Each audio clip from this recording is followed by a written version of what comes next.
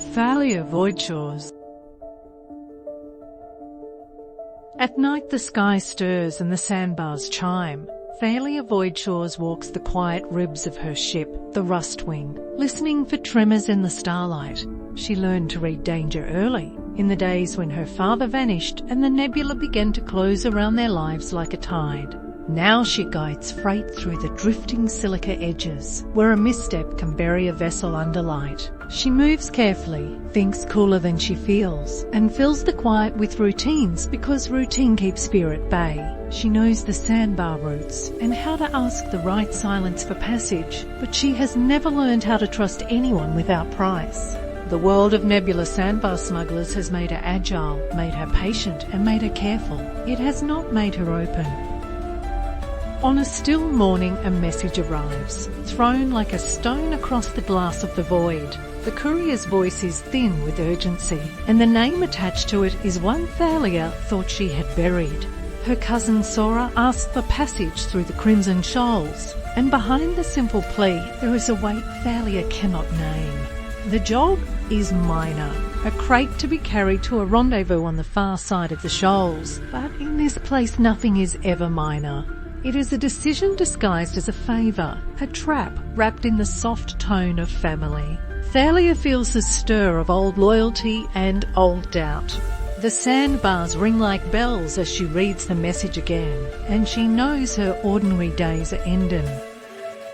Thalia gathers her crew, a small family gathered from the edges of failed lives. Cards, a pilot who trusts a star less than he trusts his own hands. Juno, a mechanic who treats engines like lovers and dreams like spare parts.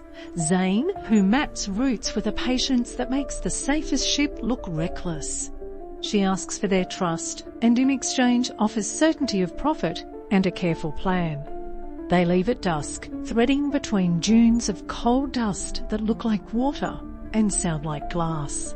The nebula breathes around them, steady as a heartbeat, and Thalia for once doesn't ask if the night will hold.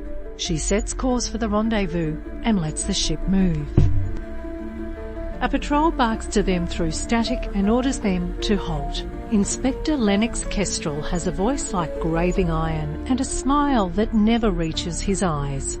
The Rustwing is commanded to the quarantine lane, a smile made of hazards and fines. Cade tightens his grip on the controls. Juno whispers through the vents, pretending she is as afraid. Zane keeps his maps flat, like the truth. Thalia listens to the sandbars and feels their warning in her bones. She chooses her words, folds her fear into logic, and negotiates with the patience of someone who has learned to outweigh storms. The patrol finds a reason to leave and a reason to return, and Thalia knows their losses will be counted later in scratches and time and fear.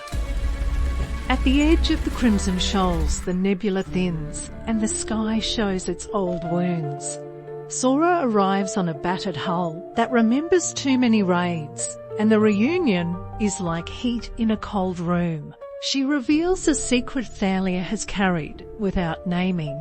The crates are not goods but people, stowaways seeking safe passage across borders that do not care for names. The choice Thalia believed was simple now holds the shape of a conscience, and the stakes tilt past profit into consequence. The sandbars ring like warnings, and Thalia sees, for the first time, the cost of the silence she has learned to ask. The patrol returns with larger teeth, and Cade's hands shake despite his courage. Juno's engines cough once, twice, and then fall silent. Zane loses a channel, and a wrong turn in the dunes leaves them riding an untamed current that bites and scrapes. Fear walks the narrow corridor of Thalia's thoughts, and her father's voice, the one she has not heard in years, asks what she will do when the world demands too much and gives too little. The Rustwing creaks like an old door about to give, and Thalia understands that the only way forward is to break her habit of choosing safety. She slows the engines, opens the channel to all patrols, and speaks. She names Lennox Kestrel's arrogance, Sora's desperate courage, and the weight of the crates that carry more than freight. She tells the sandbars the truth and asks the sky to listen. For a moment, the nebula holds its breath, and in that small silence, Thalia chooses to trust not the patrol's mercy, but the courage she has been afraid to use. The patrol reconsiders, not because of mercy, but because Thalia tells a story they recognise, a story of those who flee and those who give them away. The rust wing turns and the dunes yield, and Thalia feels her world tilt and settle on a different axis. The patrol escorts the convoy to safe lanes, where the sandbars ring differently, like bells in a place where grief has been counted and set down. The crates open and the people inside breathe air that tastes like chance. Sora leaves with a quiet thank you and a promise to remember. Kade laughs with the relief of a man who has found a reason to trust a sky he does not know. Juno touches the engines with a tenderness that forgives their betrayal. Zane writes a new map that makes room for those who do not want to be mapped. Thalia stands on the Rustwing's ribs and feels the old need for safety loosen its grip. She is still careful, still patient, still listening to the sandbars, but now she listens for those who have no voice. The nebula does not change, but Thalia Voidshores does, and the sandbars sing a different song around theirs.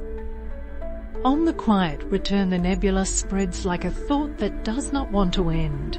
Thalia inspects the ship with a slow hand, counting not only damage but hours of listening. She writes letters she has been afraid to send, naming her father and asking the night whether forgiveness is a path that can be walked without a guide. The Rustwing breathes, and somewhere beyond the shoals a dozen lives begin again. Thalia has learned the most difficult lesson of the sandbars. The silence that keeps her alive can also be shared. The sky remains vast, the nebula remains indifferent, and Thalia remains herself, changed by the choice to speak and to trust. The journey has made her careful and brave, and in that narrow crossing she finds, at last, a home that moves with her.